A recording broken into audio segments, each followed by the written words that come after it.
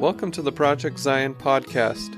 This podcast explores the unique spiritual and theological gifts Community of Christ offers for today's world.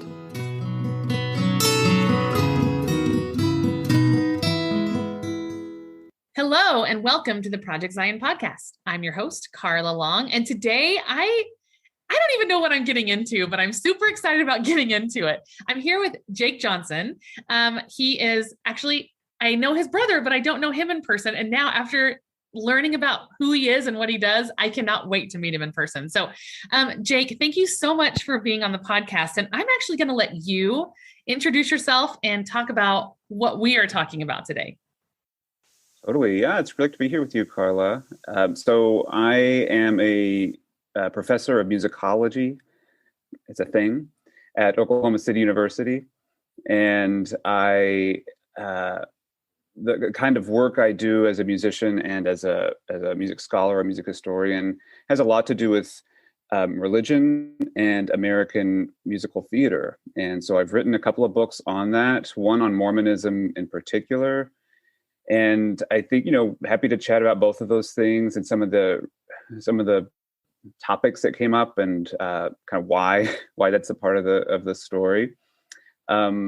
So yeah, that's a bit of who I am. I think I have a background in the Community of Christ, which maybe we could talk about. I don't know if you want to talk about that kind of where I come from. Okay, yeah. So I grew up in the RLDS church, and I was very involved in playing piano for church services and those kinds of things. And I guess if I was looking backwards on why I decided to write books on musicals and religion, it was because there's often like musical theater excerpts being sung in church services, whether people are aware of it or not. It's like climb every mountain, and it's something that's inspirational. That's something that means overcoming great obstacles, and people associate religious value with that. So I grew up playing those kinds of things in Community of Christ and other church services. And then when I was later in my teens and going into college, I converted to Mormonism and got married to a Mormon woman, and we started our lives together.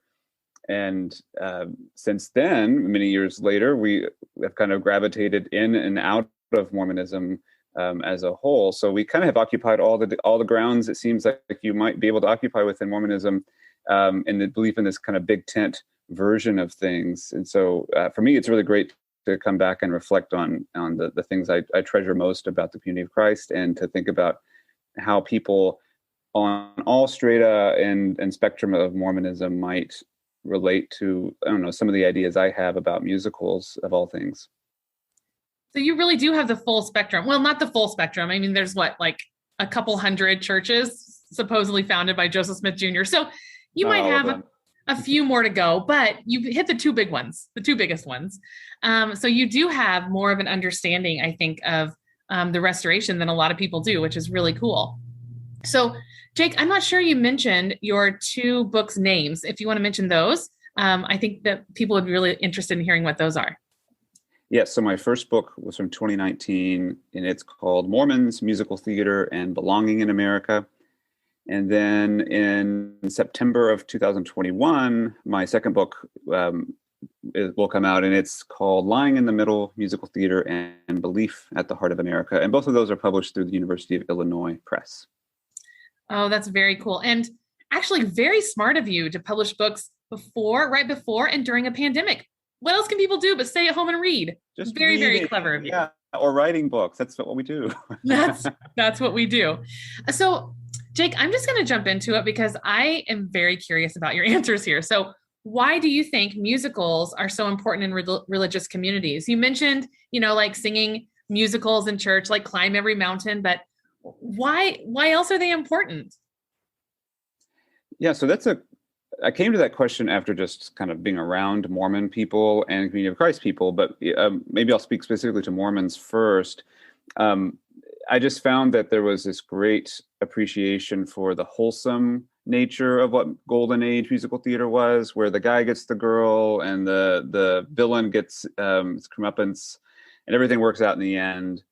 And that kind of tidy, energetic push towards reconciliation is very smacks of very much of like American religion as well, where things are going to be okay in the end. We'll all be better if we work together and if we celebrate the people who are exemplary moral figures around us.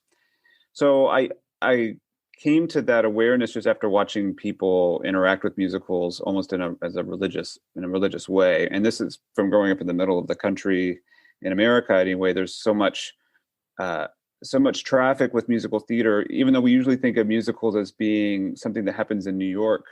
I'm really committed to the idea that musical theater is an everywhere genre. It happens lots of places and unsuspecting places like rural parts of the country and in religious services. So I started drawing a map of religion and musical theater, and they connected to each other so many times again and again. So that's kind of the broad interest in how musicals work. And I can talk a bit more, a bit later maybe, about how belief gets structured in and through musical theater and why that's important for religious communities. But I can say just really briefly, the Mormon connection is peculiar and specific, and it has a lot to do with the origins of the Restoration in 1830, or the founding of the church, I should say, in 1830. And also in upstate New York in the same year, there was this creation of the jumping Jim Crow minstrel character that was developing alongside Mormonism. These were not related to each other in any obvious ways, but you do see within that same cities, in the same region of the country, in the same year, this architecture being put together that says musical theater, this kind of American icon, this genre, and then this American homegrown religion are developing side by side. And I was captivated by the poetry of that. And the more I looked into it, this kind of not completely unilateral, but an oddly limping relationship between Mormonism and musical theater from the 19th century all the way until 2011, when Book of Mormon, the musical, comes on Broadway. You have this really strange story, and I started following it and was really happy to discover the ins and outs of American virtue and moral positions being reflected back when you start looking at these two American icons intersecting in strange ways. So that was basically the kind of impulse behind the first book. It's really interesting that you brought up the Book of Mormon musical, because I wanted to see it, of course. And I had a chance to listen to the music before, and I didn't even want to do that. I wanted it to be all brand new the second I saw it on the theater. And I saw it here in Salt Lake City, and it was here for a couple weeks or so. And it was hard to get tickets. It was super duper duper packed every single time. And I was a little bit shocked by that. And then I realized that maybe the Book of Mormon musical really resonates with the post-Mormon community. And there's a lot of post-Mormons in Salt Lake City. Do you have anything to say about that? Can you talk about maybe why that is true? Or? Sure. Yeah. So, the Book of Mormon, in some ways, does Mormon history better than the Mormon Church has been telling its own history. What I mean by that is that the creators of the musical are not Mormon, but they grew up in the American West, and by their accounts, grew up around a lot of Mormons, had a lot of Mormon friends, and so Mormonism was vaguely familiar to them. And the way that the history of the Restoration is presented in its messy form in the musical is not the kind of history that most Restoration churches have been leading with as they tell their own version of the story. Things are obviously going to be more tidy and lean towards a cleaner version of things by an institution's standpoint. And in Mormonism, history is so vibrantly important to the theology. The theology really does emerge out of history itself.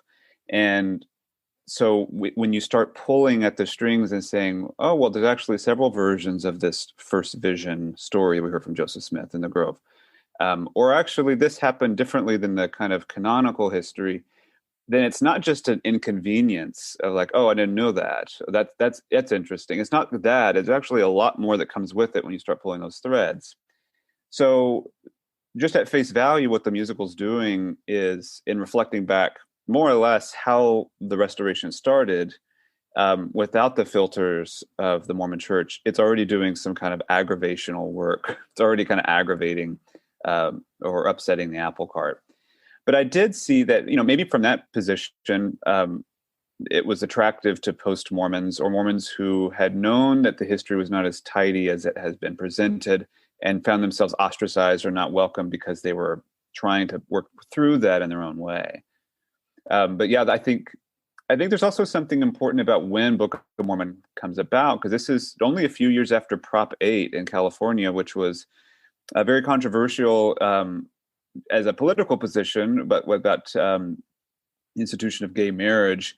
But also the church played a really big part in trying to prevent and trying to kind of insert itself into the policy of the state. And it seems to me that in some ways, this Book of Mormon, the musical, is presenting a queer version of Mormonism. Queer, not necessarily because they're all gay on stage, but just like it's turning Mormonism on its head and making Mormons and non-Mormons alike see America differently through it and see themselves differently through it. And it seems almost like a one-upping of this kind of cultural, they're kind of a get back at the Prop 8 period within the country and with the church's history in it. So I don't think there's anything in the musical that's trying to be mean, or I don't think it's being an overly critical version of Mormonism, but it's presenting it in a way that's so satirical and so lighthearted that you can't help but be kind of entrapped within the story. And that's been part of its success, I think, leading up until the pandemic. Well, I know that when I was watching it, I gasped several times because I was shocked. I was completely shocked. The audience around me was cracking up and laughing, but I was like, oh my goodness, how can they get away with saying that? I was just shocked by it. Yeah, it's a wild musical, and it knew where the line was, and it tiptoed alongside it. And I think since then, there's been a lot of concern about revamping Book of Mormon to be. There's a lot of other reasons why Book of Mormon is a problematic musical, and it has a lot to do with the way Africans are depicted and Africa is depicted, not as much about how Mormons are depicted. Because here's the thing: Mormonism was more or less depicted accurately in the musical, as goofy as it may have been. That's how it is. What's not presented accurately is this kind of version of Africa that seems to be drawn from like Lion King, or kind of grossly painting this continent in one single color. And that makes it look cartoonish. And I think it's that disjunction between, Africa, either you take Mormonism seriously in the musical, therefore you see the whole thing as being earnest, or you see it all as being cartoonish. And it's neither of those. It's actually presented in a weird combination. So I think when Book of Mormon returns to Broadway, I think it will be a revamped and revised version that maybe rethinks some of the way it talks about and depicts Africa. Oh, that's good. Because part of my gasping was about how the Ugandans were depicted. And I've been to Africa and a long time ago, and I've seen lots of different types of Africans in Africa. There's not just one, for sure. So that makes me feel a little bit better about that. So you talked about how the Book of Mormon musical kind of did something in Mormonism and post-Mormonism. Let's take a step back from that and maybe talk about what musicals actually do in the world. Like, how do musicals change the world or change us? And then right after that, I'm gonna ask you to narrow that down to Mormonism, but what do musicals do for us in the world? So the way I see musicals is that they are helping us practice fantasy. They are always telling lies about the world. And I want to talk about how I use that word lie a little bit. Musicals are always very obviously contrived. No one bursts into song and dance and has the same memorized choreography in the real world. So it can't even pretend to be real. There can be real effects from the fantasy, and that's something that's important, but at its face, it can never be confused with being real or being the truth. So I have begun, especially in this kind of post-age moment or post-truth moment we've been living through. It's a long, extended moment. I've been thinking a lot about the effects of truth, and maybe as many people have had experience with through social media or elsewhere, you can only defend your position with facts that may not be convenient for the other people, and so then they can contrive their own facts, and so then you're just kind of talking past each other. So truth, it seemed to me, was a losing proposition. What I suspect we need more of, kind of like a soapbox in America, is this kind of practice in deception. And musicals offer that. And that was one reason why one conclusion I came to while investigating this, what I would call the lived experience of musical theater. That is the way people practice and relate to musical theater in pockets of the country that have no obvious connection to musical theater. They're not on Broadway, or they're not in a major city. And so part of that has to do with musicals giving space and a platform to tell lies about the world. What I mean by lies is not maybe the impulse behind when we hear someone is lying. It's definitely not a thing you're supposed to be doing. But lies can be pro-social. We can tell lies in a way that helps the world. For instance, a doctor giving a placebo, or somebody flattering a friend with what they want to hear instead of maybe what the truth would be. There are times when telling a lie can be more righteous than telling the truth. And so I wanted to complicate this word lie and being not so painted with that one negative color. And what it led me to was to think of lies as being some stories that are out of place, stories about the not yet. They are telling about a world that doesn't exist yet, right? We can kind of fall to that point. And it occurred to me that especially in this kind of post-truth climate, if all we do is look around us and affirm the world that exists in its current form, then we're being journalists. We're not really challenging the norm. We're just reporting back what we see. And it doesn't take too long to report back that things are really messy and we're in a lot of trouble. My way out of that, I suspect, is that we should be more engaged in telling lies about the world. We should begin practicing the kinds of storytelling that actually creates a not yet world, that we can imagine a world where we take climate change seriously, or we can imagine a world where politicians are held to this kind of higher standard, or whatever your politics are, whatever your fantasy world would be. So I wanted to find out how musicals were doing this, because I suspected, and maybe if you're familiar with musicals at all, you know this kind of this tidy reconciliation, this fantasy worlds they're always living in, that was actually carving out a space for people to practice living in spaces that don't yet exist, or that can't exist in its current form. And so that's the space that I think musicals occupy. And people love them or hate them because of that reason. But I think the kinds of deception that musicals invite us to, we need more of, and we need more of that now. So let me make sure I understand, and maybe I might need more of an explanation. So what you're saying is that we can imagine a better world for ourselves, like a musical does, and perhaps live into that, like be kinder to each other, be more loving towards each other. Is that kind of what you're saying, or am I not getting it?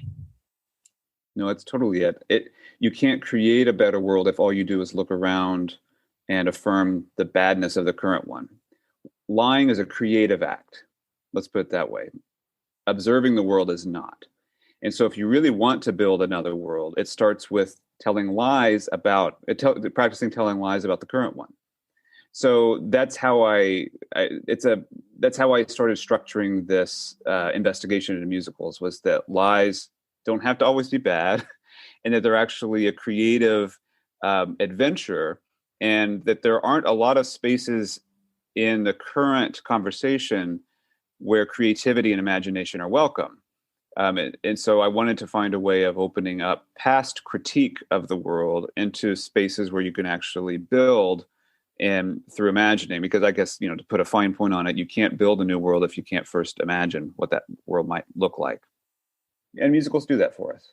That is so interesting, Jake. I have to do a few mental gymnastics to get around it, but I think I'm getting there. That's really, what an interesting book. And that's more of your second book, right? The second book is about that. Yeah, the second, Lying in the Middle. Yeah, which is, which is kind of takes that a little bit more earnestly. I start looking at that idea in the Mormons book, and it develops, of course, mostly in the second one.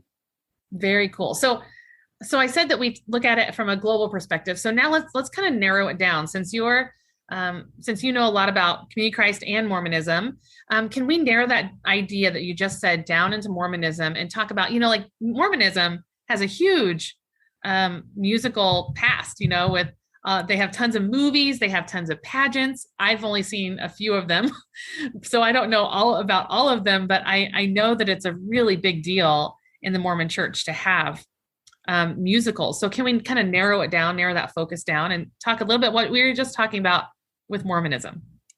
Yes. So I'll start with the voice. So musicals are, the way I put it is the musicals exchange value through the voice. So a character sings in order to express themselves in a musical. And if there's a character on stage who doesn't sing, they don't matter. And so there's all sorts of ways by belonging is measured by the voice in this genre of musical theater.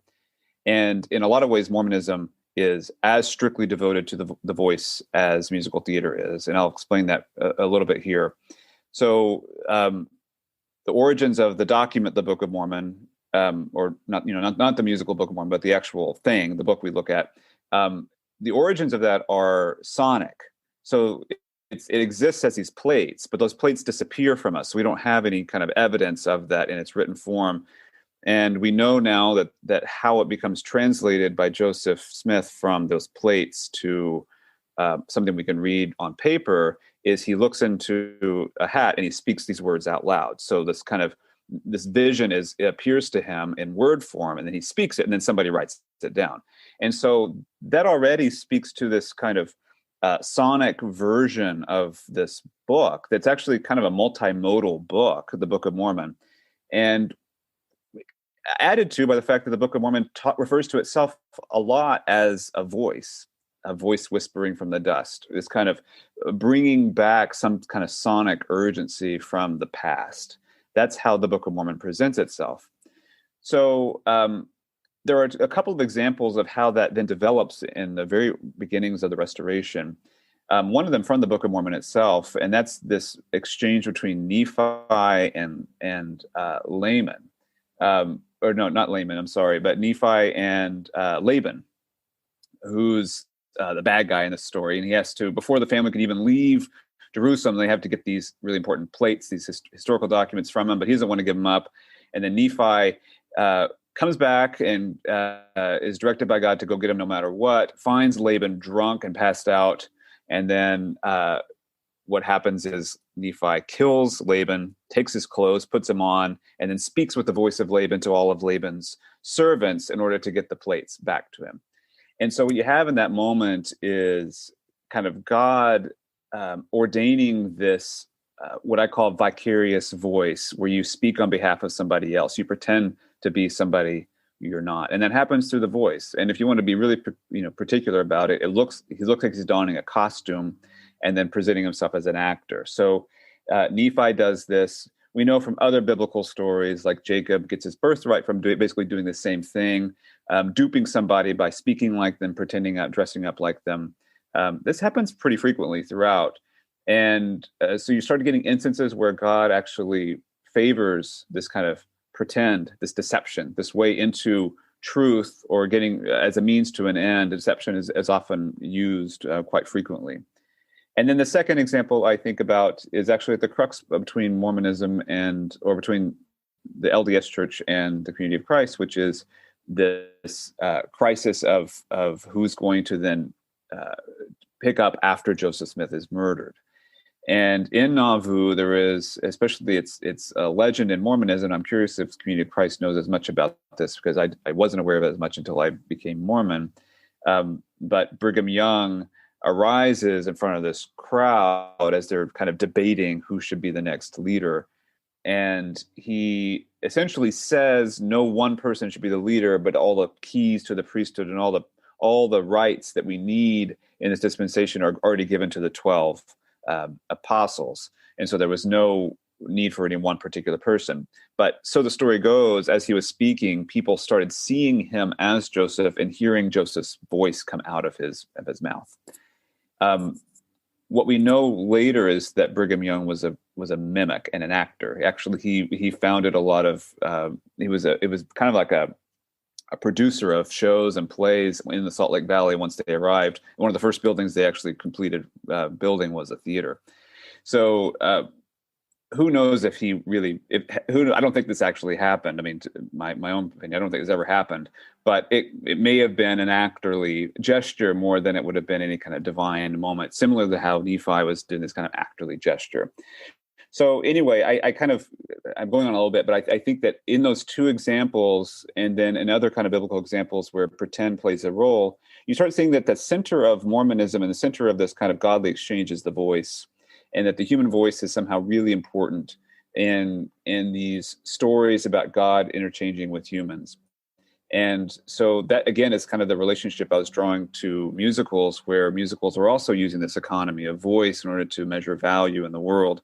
And that if Mormons are trying to practice this godliness to become godlike themselves in these kind of future eternities, then part of that practice involves speaking on behalf of other people, pretending to be other people, to speak like them, to modulate your voice to be like them, because God has already shown many, many times that's what gods do. That is so interesting. Actually, I did know the story about Brigham Young, but I did not know the story about Brigham Young that you just told until I moved to Utah. So I doubt that a lot of Community of Christ people would know that story. Or maybe they do. Maybe I just didn't pay attention at all. So,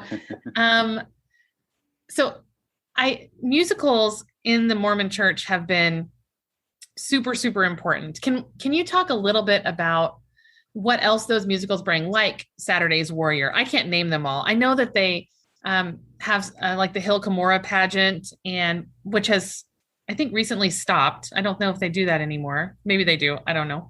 And some other pageants around. Like, what do those musicals do for the Mormon Church or for the people who watch them? Why do they continue going on? And I know there's lots of movies actually that are musicals in the Mormon faith, because here in Utah, they actually show up on my TV sometimes and say, do you want to watch Saturday's Warrior? And I don't know if that happens other places, but in Utah, it does.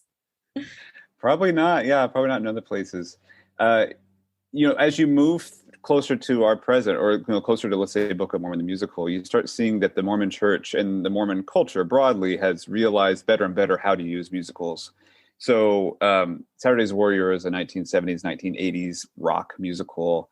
And it's one of dozens that exist that are written for and by Mormons to be performed, as like a fun church type community, and a skit.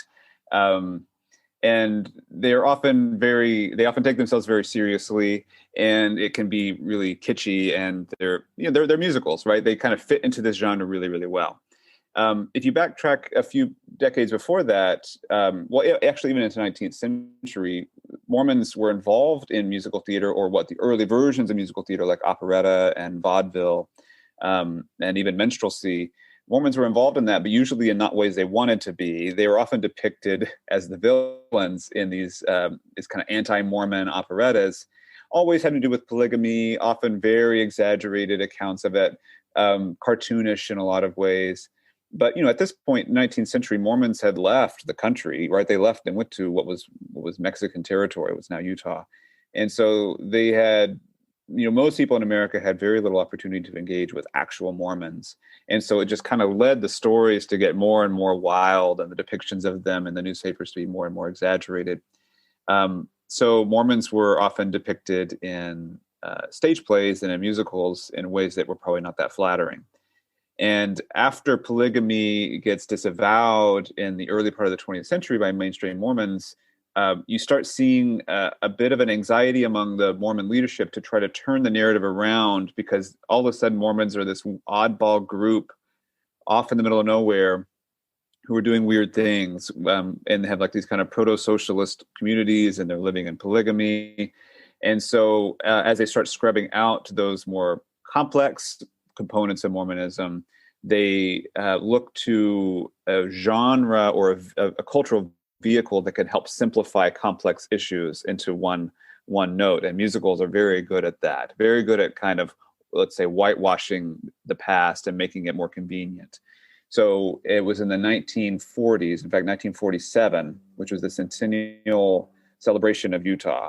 In 1947, the church commissioned a musical called Promised Valley, and it was about this trek west across the plains to arrive in the valley. And it was a really big deal. It was an enormous amount of money put into it. It was kind of the center stone or the keystone of this whole centennial celebration.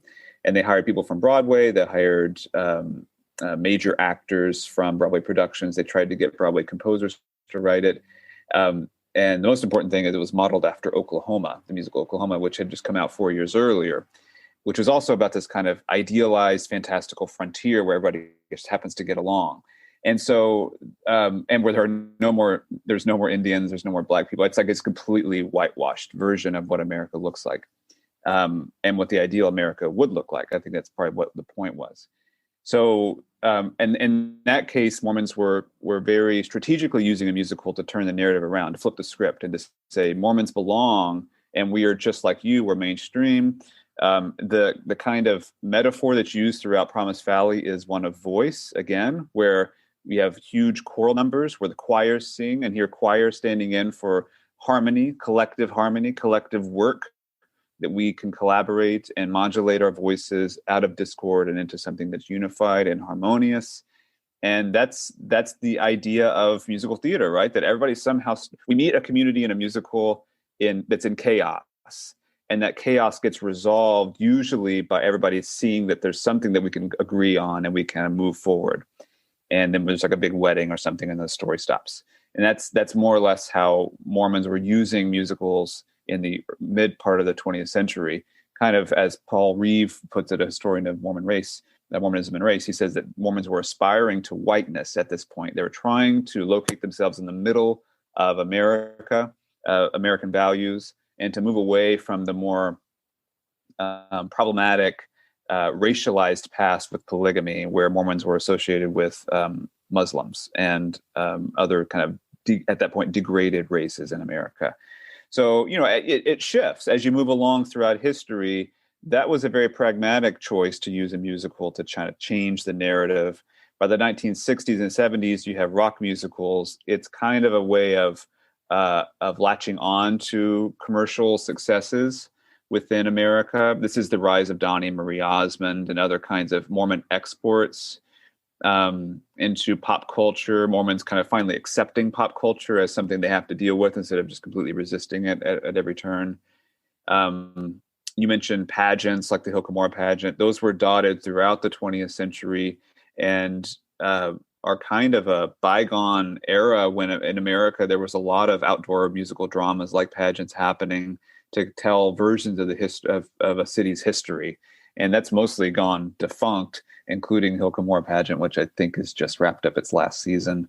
The church is no longer sponsoring it. So anyway, I think it's not as simple as, Mormons don't use musicals for any necessarily one particular thing. Throughout history, they've discovered that musicals are really helpful for them to make certain points or to fit into the country in ways that are more convenient for them. Well, I mean, sure. I don't know if you can. Well, I've only been to BYU a couple times, but every time I've gone to BYU, I always hear someone singing Disney songs mostly. And like, there's a way to connect through that music, and not just through Disney, of course, but through those musical, like we connect through that singing, and we connect through that shared kind of history together, not community Christ and Mormonism necessarily, but like even together, when different groups of people come together and they know something and they know some songs together, you're automatically connected. So that's probably a part of it as well. So, for sure.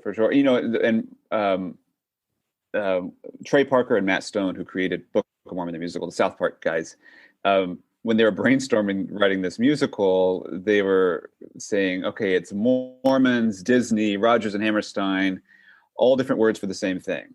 And it's true, because in their view, like if you go to Temple Square in Salt Lake City and you see this grand, it's like Cinderella's castle in the middle of the city, and it's very fairy tale, right? It's very fantastical, you too can, not only are you going to get your family when you go to heaven, but you're going to become gods, right? I mean, it's like taking all of the most aspirational stories that people like in America and amplifying it to the nth degree.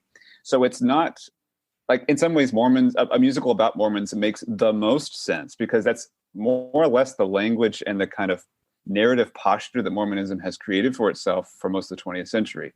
And, that kind of aspiration of whiteness I mentioned that Mormons were occupied with in the the kind of mid part of the 20th century, they get really good at that.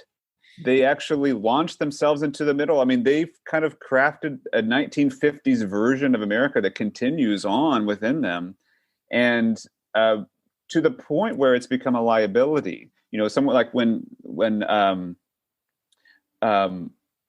Mormons are presented in popular culture, it's almost like they're too perfect, right? Their hair is too well coiffed, their family too perfect, they're making too much money. They kind of are doing all the right things in this kind of capitalist American ideology, but it's suspiciously all too good. And that kind of aspiration to whiteness, like they overshot their mark a little bit. And Book of Mormon, the musical, takes advantage of that and mocks that place within America. So if you want to make fun of American values, you use Mormons to do that, because they so well represent all the things that America wants to be and all the things that are kind of problematic with that want. I'm so glad you said that, because I was actually going to say that, something like that. Seeing two Mormon missionary boys riding their bikes in their shirts and their ties and their helmets. And I mean, it is very wholesome. And it's like, oh, look at those boys, look what they're doing. They're going out and they're doing what they feel called to do. And isn't that just beautiful? And then, like I see a lot of people who fall outside that box, and I meet a lot of people who fall outside the box, and then they just don't feel like they belong in the box because they're not wholesome people, or they don't feel like they're wholesome people. And so I feel like in some ways, because the Mormon church has kind of overshot that mark, they've kind of painted themselves into a corner. Like, you have to be perfect in order to be Mormon. And that's a really high mark to kind of grab for a lot of people, and a little bit too difficult for a lot of people. So how interesting that it was, in 1947, Promised Valley, that was the name of that musical, that it was kind of what catapulted them into that space, which I find really interesting. Yeah. And so, bookended, you have a musical that launches them into the middle of America. And in 2011, with Book of Mormon, you have a musical that's critiquing that place. And so it really is musical theater that's in the middle of Mormonism the whole time. I talk about Mormonism as a theology of voice. I mean, there's a lot more to say about how voice factors in. But if you took voice out of Mormonism, there would be nothing left. It's at the center of everything.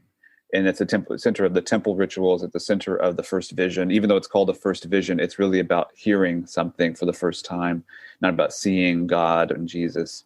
So I make the point, or at least make that argument in that first book, that Mormonism can maybe best be understood as this theology centered around voice, which then you can connect to musicals pretty quickly with that.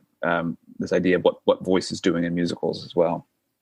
Well, I'd be interested to hear a little bit more about that. If you want to go back into the voice and talk a little bit more about that, I'd be happy to hear a little bit more. Yeah. So something peculiar to when Mormonism arrives in America is that God was no longer quiet. God was very loquacious, right? God has lots of people speaking on behalf of him at this point. And so Joseph Smith was not the only one in that region to claim to hear and see God and to have a message that was urgent and different. And so the problem that Americans had to face at that point was that they had to then listen differently, because you're then listening for distinctions about how somebody is telling the truth about God or conveying the reality of God that they saw and heard somebody that you can't see and hear for yourself. And so that puts the onus on listening already, that is at the very origins of Mormonism as this kind of American post-Enlightenment religion. So part of that has to do with Joseph saying that the only one person on earth at a time can speak on behalf of God, and that's me at this moment.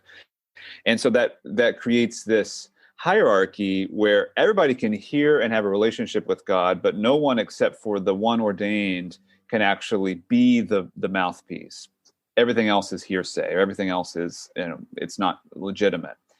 And so there's a passage in Doctrine and Covenants where God is speaking, and God says, whether by mine own voice or by the voice of my servants, it is the same. And I take that passage and literalize it and think, okay, well, every time you're hearing the prophets speak, then you are hearing literally the voice of God, because that's what God is essentially saying. And so that puts this kind of, what that creates is that the prophet is speaking on behalf, pretending to be, voicing the sounds of God's voice. It's peculiar within Mormonism because Mormons believe in a physical God, a God with a physical body, that God once was a man on another earth, or a version of earth like this, and so has a resurrected body with lungs and teeth and lips and a mouth and with ears. And so it's not some abstract entity that these prophets are speaking on behalf of. It's like one set of lips speaking into the ear of another human being. And what that creates is this kind of strata of where God speaks on behalf, with the prophet speaks on behalf of God. And then everyday Mormons then repeat that, and they repeat it in a way that invoices the prophet, which is like another way of invoicing God. So there's this like chain that emerges down from God's voice down to everybody else. And you hear this all the time if you go to Mormon services, like if you go to a fast and testimony meeting, for instance, which happens once a month on a Sunday, where people will kind of be moved by the Spirit to get up and tell a story about something that happened, or to testify of the truths they know. And or they're going to say a prayer. All of a sudden, their everyday language and pattern of the voice shifts to becoming something different. They sound different. And that if you track what that sounds like, everybody essentially is trying to sound like a general authority or a prophet, which is another way of saying, like, now you're sounding like God. So there's this kind of effort to speak like or on behalf of other people that's very much at the center of Mormonism. It depends on somebody telling you that God said something else, right? It's this kind of telephone game that's constantly happening. And that's what makes Mormonism tick. And again, if you think about that, Mormons see this mortal life as preparatory for an eternal godlike life where they become gods too, then the way to become godlike is to practice speaking on behalf of other people, to practice placing your voice in somebody else's ear. Or somebody else's voice into your own mouth. So that's the kind of theology that's built underneath Mormonism that I explore quite a bit. In this book about musicals, this book is trying to do a lot of things, but one of those is to draw a theoretical connection between voice in Mormonism and kind of what voice does on the stage, right? Where actors are also always pretending to be somebody else. Oh my gosh, Jake, I've never thought about any of this. This is so interesting to me I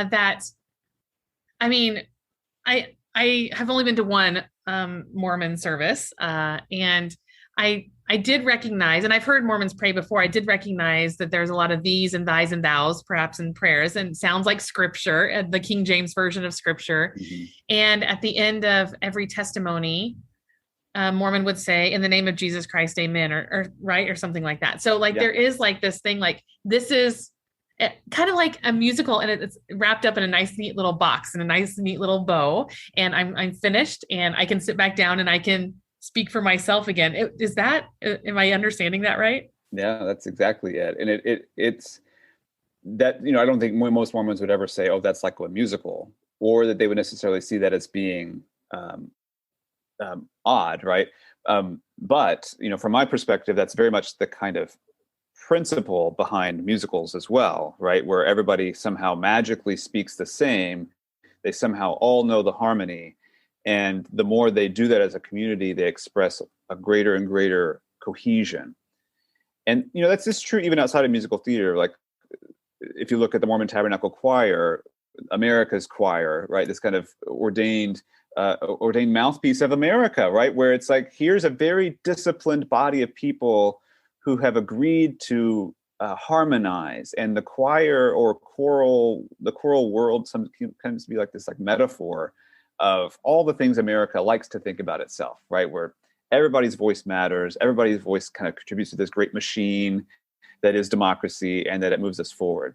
And even if you don't believe in Mormonism, or you think that Mormonism is kind of goofy in its ways, I think there's something really endearing about this sincerity that fairy tales can come true. And that's exactly how they present themselves. And in fact, when I was doing research for this book early on, for the Mormons book early on, I was in Provo, and it was a Sunday when I got there, and nothing was open on Sundays in Mormon land. But there was a Denny's that was open, so I went there to eat. And the wait staff, at least at the time I was there, wore their non-Mormonness on their sleeve. Like, they were clearly like they didn't really fit in to that world. And so I was talking with one of the waitresses who was not Mormon, but had moved there for a relationship at some point. And she said, it's, even though Mormonism is not my fairy tale, it's still important to live around a fairy tale.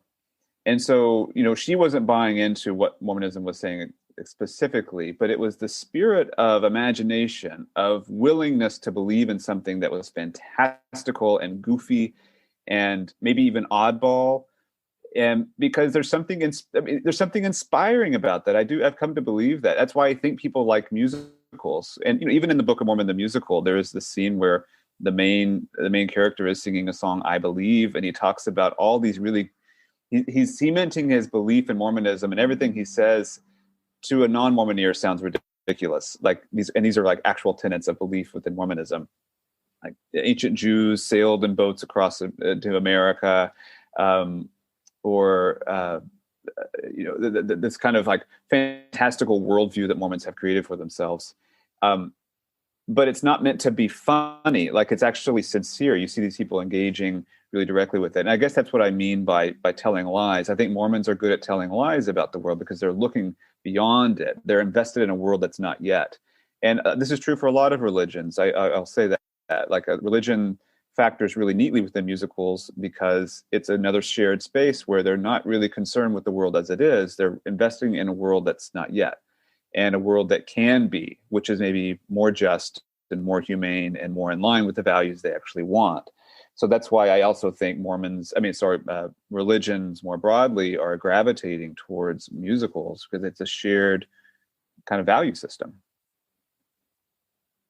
Oh gosh, Jake, I've never thought about that either. And since I've been Community of Christ my whole life, I immediately thought about Community of Christ and how we try not to focus in on the hereafter so much. Like, we focus in on how we can be like Jesus now, and how we can make the world like Zion, more like Zion right now. And I think that's a pretty huge disconnect between Community of Christ and Mormonism, a really huge disconnect. And I've thought about that disconnect before, but I've never put it in that kind of a way. So thank you for saying that. That's a really interesting, I'm going to have to let that marinate a little bit more in my head, because I do think that it's important to realize that Community of Christ and LDS Church, sometimes we're not even sharing the same language, like not even the same language group.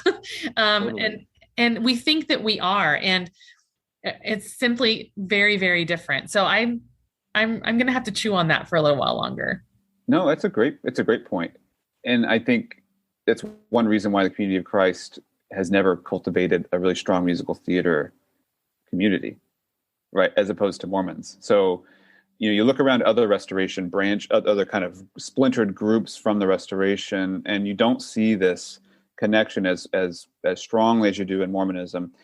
My book, The Lying in the Middle, I do have a chapter on the FLDS, Fundamentalist Church, who have been very active in musical theater, and they're the most secluded, most insular community, where they're not going to Broadway. Broadway's not touring through them, and yet they've cultivated this relationship with musical theater that's really striking and in some ways very bizarre. But yeah, you don't see that in the Community of Christ. So that's an interesting point about the kind of like, where does the kind of progressivism lie, right? Is it moving towards is it putting all your energies into the world that's not here yet? or is it kind of turning it back on kind of encouraging that where you are? Oh, my friend, I have driven through Colorado City, Hilldale, and it was a crazy place. It was one crazy place. It is very insular there. That is for sure. Oh my gosh. So Jake, this is a really interesting way of moving on. I like talking about this community Christ Mormonism thing. And since you have been both, you can kind of straddle that for us and help us out a little bit more. So are there any other distinctions between community Christ and Mormonism, like in the musical language, the way the hymns are structured, the sounds of the two churches? Can you talk a little bit about that? Since we actually have a lot of listeners who are community of Christ and a lot of people who are post-Mormon. So they might be interested in hearing those differences and the sameness. Oh yeah, there's definitely a difference in the musical languages of these two churches at this point. And the Community of Christ within recent years redid their hymnal, right? And so now it's got much more inclusive language. Some tunes were thrown out, new kind of aesthetics of taste kind of brought in, and many, many other cultures represented within the sounds and the language, right? I mean, of these hymnal. It's I think the Community of Christ is rightly very proud of what that hymnal represents. The Mormon Church is doing the same thing now, and so I have no idea what that will look like. But even if you just took a snapshot today and went from a Community of Christ service, a typical Community of Christ service, to a typical Mormon service, the musical languages would be strikingly different. The Mormon Church is much more subdued in its musical rhetoric. So it's most of the music happens through an organ, for instance, which is very traditional sound. People do not clap. There's no like percussion happening. Kids aren't running up and like doing a special number with their guitar and a tambourine or something like that. That's not happening at all. Whereas in a Community of Christ, you might see all of that. You might see kids with like little rhythm instruments running throughout the room. You might see space given to a budding pianist to play a little bit of their tune during offertory or something like that. There are more moments, I would say, in a Community of Christ service that are saturated with music and sound than there are in a Mormon service. I think some of that's intentional. For instance, during communion, or what Mormons call sacrament, typically in a Community of Christ service, there's music happening during that time because it's dead space. It takes time to move throughout to like hand everything out and collect it. And silence seems to be awkward for a lot of people. So there's always music.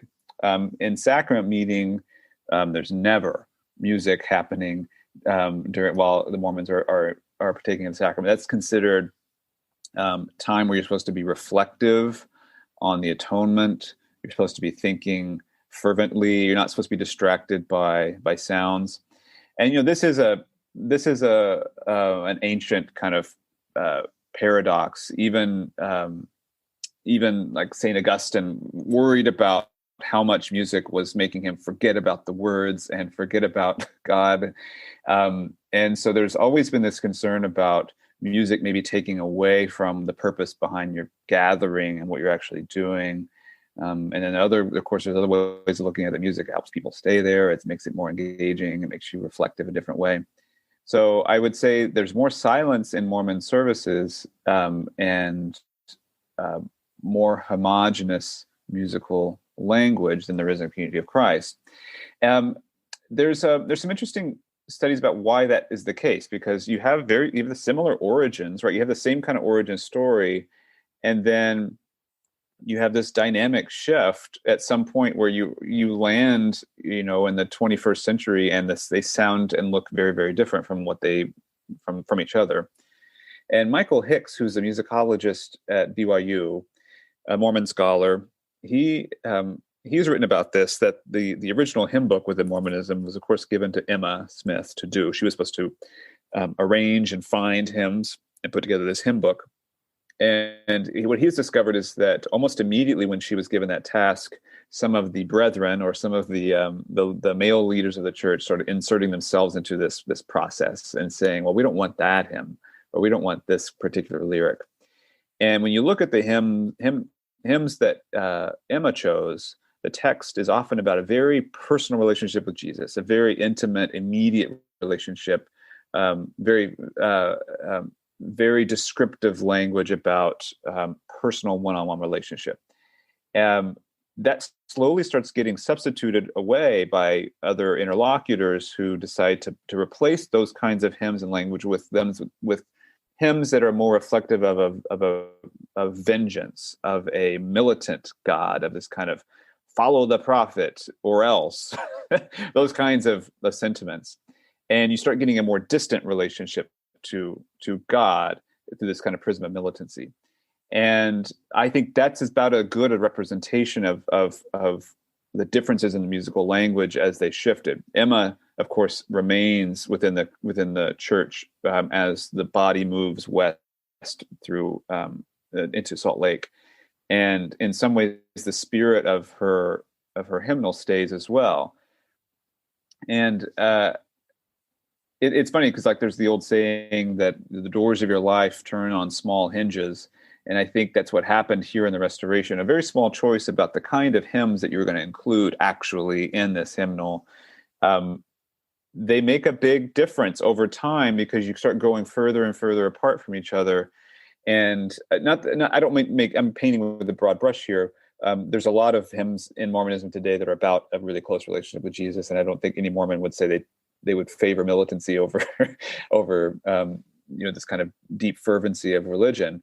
But overall, that does reflect this kind of march-like sensibility. You have lots of marches and lots of kind of patriotic fanfare in Mormon hymnals that you just don't see in the Community of Christ anymore. And so, we were talking earlier about one reason why Mormons are so attracted to musical theater versus Community of Christ, where it doesn't seem like there's almost completely absent the same kind of culture. And I think that's reflected in just the way these two different Mormon restoration groups see the purpose of sound in their services, whether it's to include other people or whether it's to kind of draw our attention to a world that isn't here yet, to prepare us for something that's coming around the corner. Oh, well, I've never actually heard that phrase before, that the door swings on small hinges, but it certainly seems like that is the case here. And, in Community of Christ, we love to say that we're Emma's church. So that's really important to us. Yes, absolutely. Go ahead. Well, I think I think what Michael Hicks writes in this essay that I'm referring to is that Emma didn't leave the church. In some ways, the church left Emma by starting to move away from that initial, she was called to do that job for a particular reason. And then it was slowly taken away from her, with the results being that maybe there's a very different church on the other end of that. That's really interesting to hear you say that. Jake, I have learned so much from you. I have thought about things that I haven't really thought about before. And, I've always loved musicals. Ever since I was a kid, I thought they were so, so fun. But I had no idea that they had such an impact on the world and an impact on religions. I've never thought about that. And I'm so, so glad that you agreed to this podcast, because I've learned a lot.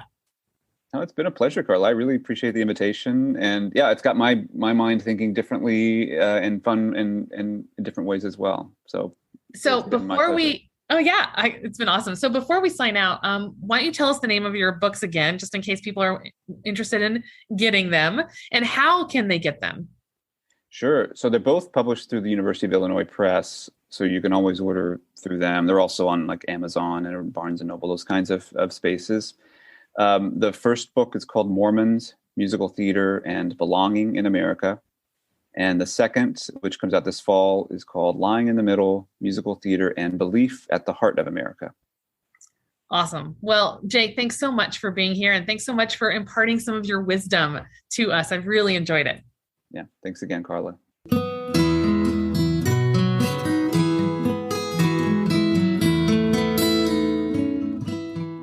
Thanks for listening to Project Zion Podcast. Subscribe to our podcast on Apple Podcast, Stitcher, or whatever podcast streaming service you use, and while you are there, give us a 5-star rating. Project Zion Podcast is sponsored by Latter-day Seeker Ministries of Community of Christ.